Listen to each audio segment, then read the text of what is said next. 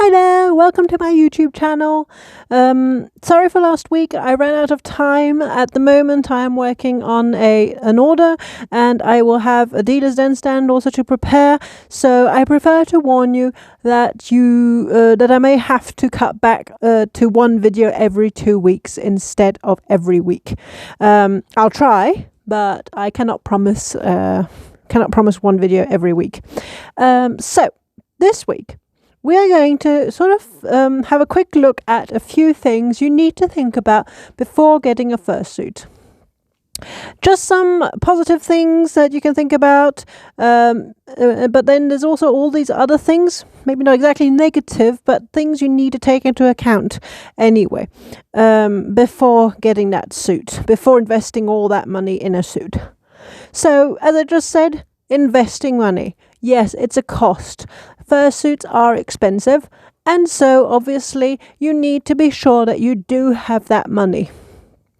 I hear a lot of people saying, "Oh, I absolutely need a fursuit. I can't live without it. I need a fursuit." No, I'm sorry guys, but no.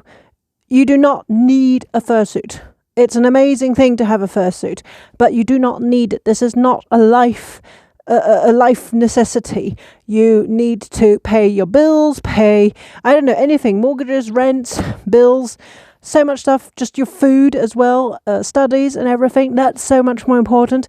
And if you do not have the money for that, do not go and try to buy a fursuit, because it is going to be too expensive and might get you into debt. I even heard of some people who are going to take a loan to get a fursuit, which, I mean, if you absolutely know that you've got your income coming in and it's just to get that advance, I'd recommend actually just waiting that time and saving up, because getting into a loan with banks can be so risky. And then afterwards, even if you need to get that loan, that means you are not in a situation where you can get a fursuit. So please calm down. You're not going to die because you've not got a fursuit. Trying to get a proper fursuit, a well-made one, professionally made, and paying an artist correctly, it is going to cost quite a lot of money. It is going to cost minimum 2,000, 3,000, probably around 3,000 is the sort of lower average.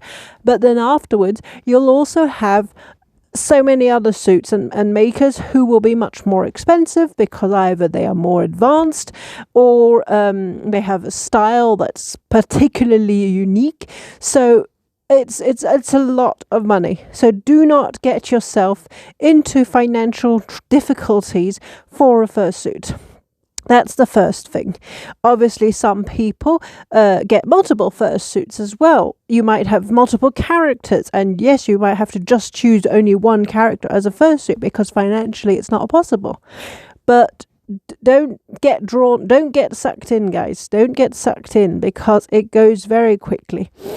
And obviously the problem is we're talking about costs for the suit itself. But when you've got a suit, if you want to wear it, because unfortunately unless you're very lucky and you have a meetup in your town or nearby that you can go to regularly, unfortunately you can't wear your fursuit that often, so you'll need to go to conventions to wear it.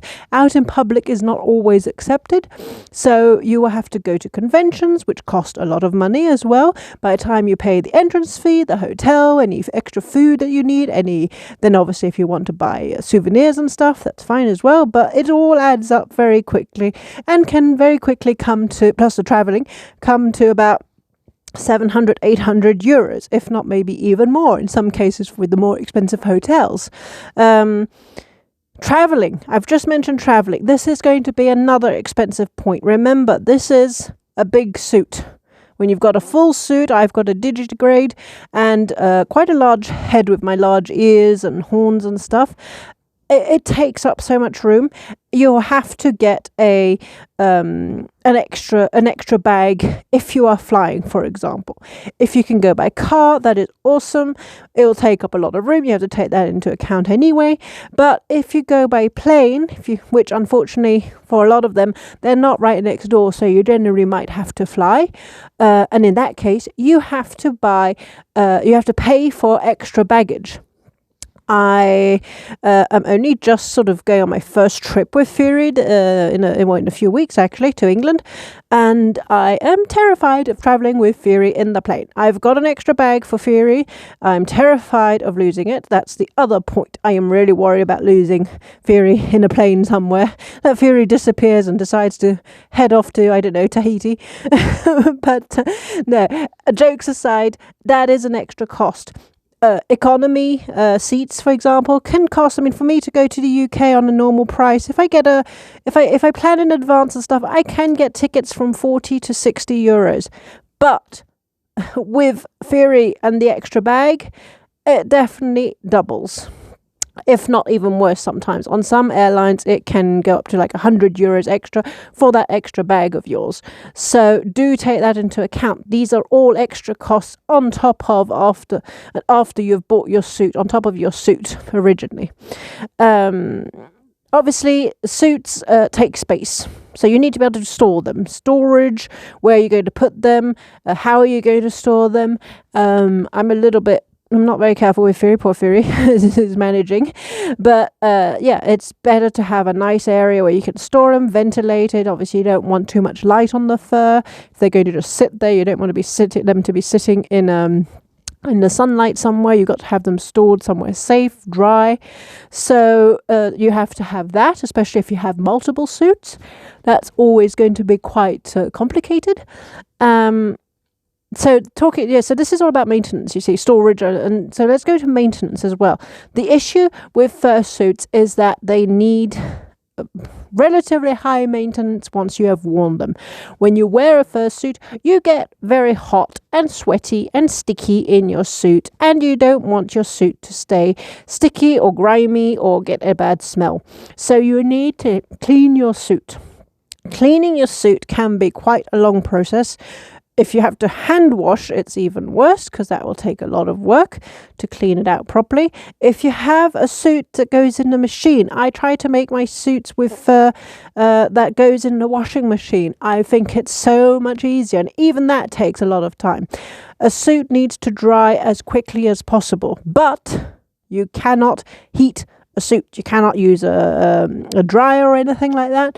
So you have to have space to hang your suit up or lie it out properly. You have to take the time. You can't just chuck it on a stand and just leave it there.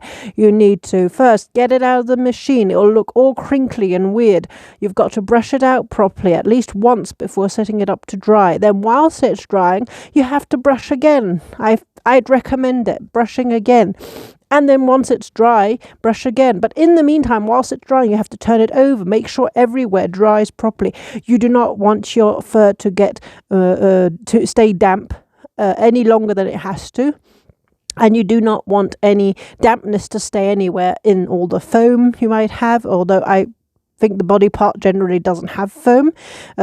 I personally have foam pieces that I want to that I can remove, so that way you don't have that risk of getting foam wet and having the problem of not drying it properly. So I try to keep that sort of easier like that. But it does take a long time to dry, and I prefer making sure that I can turn my suit over, make sure I have it one way, then lie it the other way to make sure everything gets dry properly and nothing stays too long sort of immobile, wet. So that takes time to take care of your suit afterwards. You have to do all the brushing out, making sure all the furs got dematted after the wash. So it takes time, and obviously you need to have sprays, hygienic antibacterial sprays as well. You've got all the isopropyl homemade sort of sprays you can make with essential oils for a slight perfume. And so that's a lot of work as well. It can be quite tiring to maintain your suit at a convention. It's really hard because obviously you're wearing the suit regularly, so you have to keep up. You can't just, well, I mean you can, but I wouldn't recommend it just tossing your suit in a pile and leaving it there. Even though you're exhausted afterwards, you need to take care of your suit a minimum so that it's okay for the next day, so it doesn't get too smelly, too damp, or that at least it dries properly. So these are the more practical, manual, down-to-earth issues. Now let's move on to all the sort of living with a fursuit aspect. One of the main things that we mention about fursuits is the temperature. It gets so hot in here. We have got our head enclosed in foam, fur, well, hot glue, but that's all dried, but it adds layers, let's say. Lining, it all adds layers.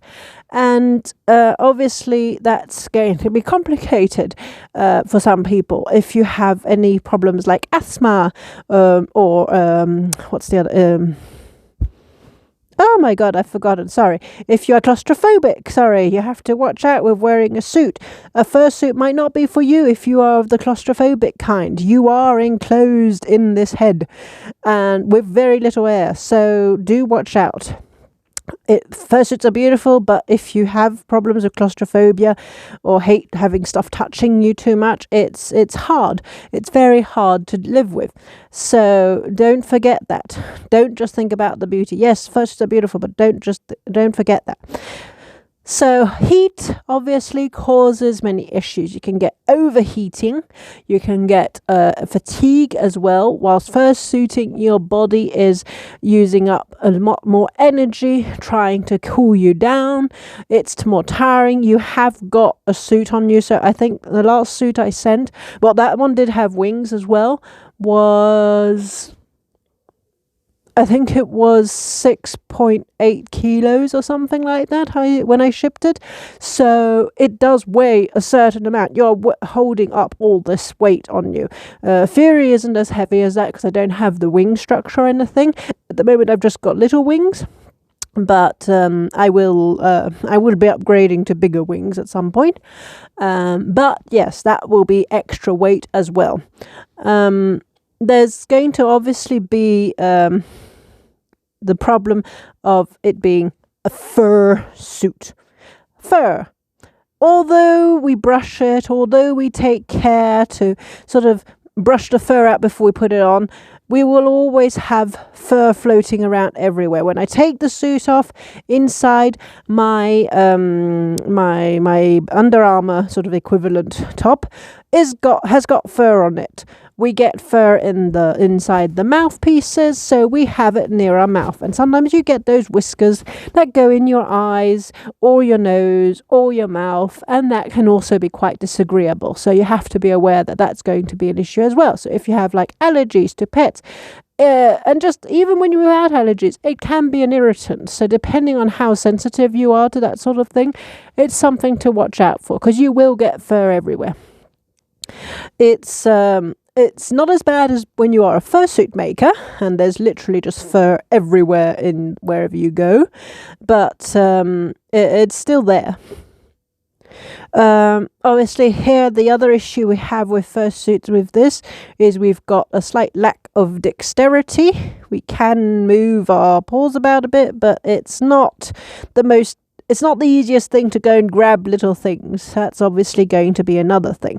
If you need to be able to grab something quickly, I don't know if you need medication quickly and stuff, you've got to be careful. Getting in and out of a fursuit is very difficult. Well, more or less difficult, but it takes time. So if you need an emergency like medication and stuff, you either have to have someone who can help get you out of it fast, or you have to decide maybe not to wear a full suit either. That might be a better solution, to get a partial. But it is something you need to think about if you need any emergency medication or any health issues. Like I've heard some people have these issues where they like faint or something.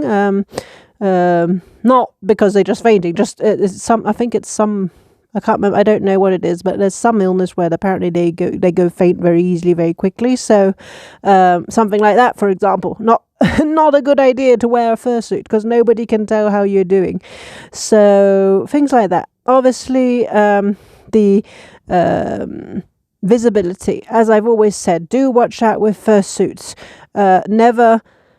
Never just assume that everyone knows what's going on with you. You do not have good visibility. You cannot hear very well. Watch out for cars if you're outside. Watch out for just even like the silly things like a rubbish bin. I kept walking into these bins at a convention at some point because they were just that bit too low that I couldn't see them when I was walking. So, I mean, there's always all the sort of physical dangers around you. Oh, sorry. Excuse me, there you go, furball. All these dangers around you. So you've got to take that into account as well, especially if you are going to end up being on your own. I am often, so far I have fursuited mostly on my own, so it's obviously something I have to think about and be careful of. If you have a handler, that obviously is the best idea, to have a handler, because that is obviously going to, that person is obviously going to help guide you and keep you safe. So these are all things you need to know what the situation is. Do you have a fursuit that needs for which you need help to get into? Firi is okay. I can get in and out of Firi on my own, but I've just made a suit with wings. Wings for a suit that has needed to be a full suit, but adaptable to a partial, so obviously that became a lot more difficult. So I had to create all this harness with straps and everything, but the straps are in the back, and so you need somebody to help you get in and out of the suit. So that's going to be another thing about your design. Check on your design, see how complicated your design is, and is your design going to require somebody's help to get in and out of the suit.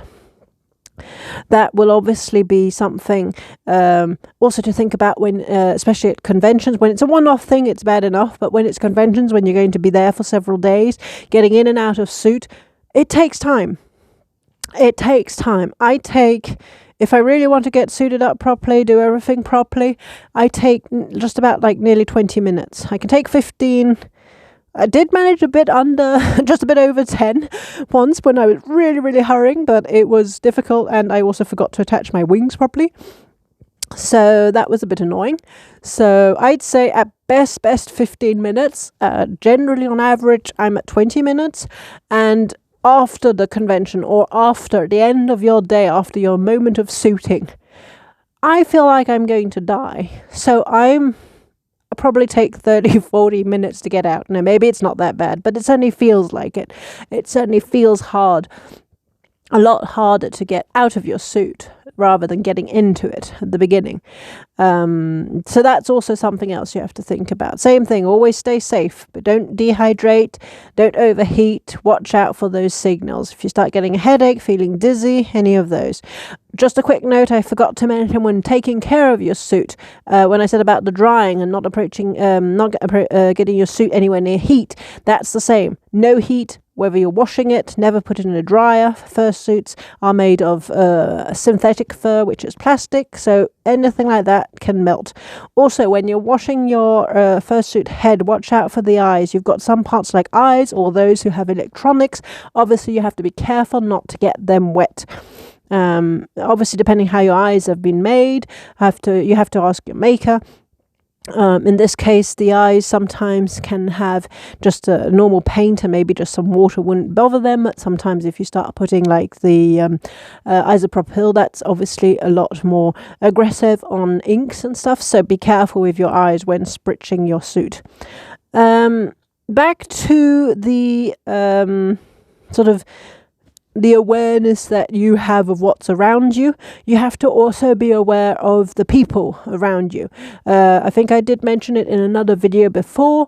When you are fursuiting, you do sort of think, and I mean it is meant to be all sort of fun, having a great time, but you've got to be careful also, especially if you're in a public place or in a convention that is not for fursuits. There are going to be people around you who do not know what a fursuit is.